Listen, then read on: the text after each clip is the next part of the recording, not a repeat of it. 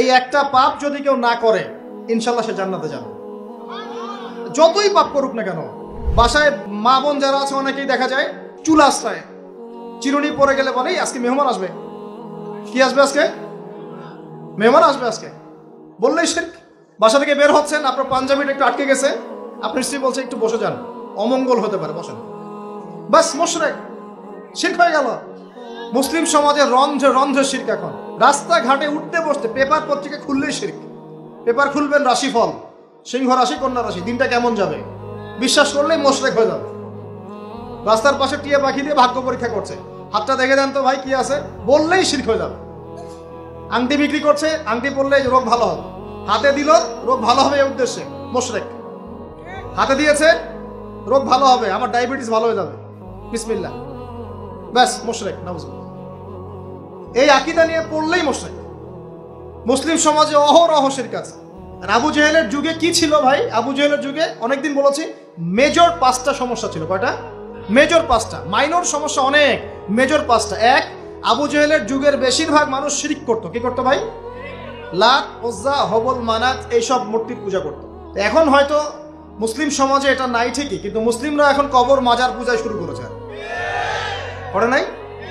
মুসলিমরাও এখন নেক্সট সুরতে ধোকা খাচ্ছে। শিরক তো আমাদের সমাজে চলছে। শিরক কি হয় কেন আমি লেকচার দিয়েছি, দেখবেন মুসলিম সমাজে কত শিরক চলছে। আবু জেহেলের যুগে শিরক ছিল, এগুলো বলতে থাকলে এটা নিয়ে আলোচনা করতে হবে। আলোচনার টপিক আমার আজকে অন্যরকম। আবু জেহেলের যুগে কি ছিল ভাই? শিরক ছিল, সমাজে রন্ধ্রে রন্ধ্রে শিরক ছিল।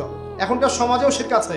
তারা লা ইলাহা ইল্লাল্লাহ না পড়ে শিরক করতো, আমরা পড়েও শিরক করি। আল্লাহ পাক আমাদের সবাইকে শিরকের পাপ থেকে হেফাজত করুন বলি। এই একটা পাপ যদি কেউ না করে ইনশাল্লাহ সে জান্নাতে যাবে, যতই পাপ করুক না কেন। জেনা করেছে, মদ খেয়েছে, মিথ্যা বলেছে, অনেক কিছু করেছে, শুধু শিরকের পাপ করে নাই, আল্লাহ তাকে মাফ করে দিবেন ইনশাল্লাহ। বিশ্বাস করলেন না কথাটা? নবীজি বলেছেন এই উম্মতের যে কোনো ব্যক্তি যতই পাপ করুক না কেন আল্লাহ পাক সমস্ত পাপ মাফ করতে পারেন, কিন্তু শিরকের গুনাহ আল্লাহ পাক মাফ করবেন। তওবা করে যদি মারা না যায় মাফ করবেন না। একটা এক্সাম্পল দিয়ে বোঝাচ্ছি, তাহলে ক্লিয়ার হয়ে যাবে। মনে করেন কেউ একজন জেনা করেছে, তওবা করার সুযোগ হয় নাই, মারা গেছে, নাউজুবিল্লাহ। এখন আল্লাহ পাক কিয়ামতের মাঠে এই জেনার পাপটা মাফ করে দিতে পারেন, যদিও সে তওবা করে নাই। আল্লাহ পাক এই পাপটাও মাফ করতে পারেন। কিন্তু একজন ব্যক্তি শিরক করেছে, তওবা করে নাই, কিন্তু এই অবস্থায় যদি কাল কিয়ামতের মাঠে আল্লাহর সাথে সাক্ষাৎ করে, আল্লাহ তার গুনাহ মাফ করবে না।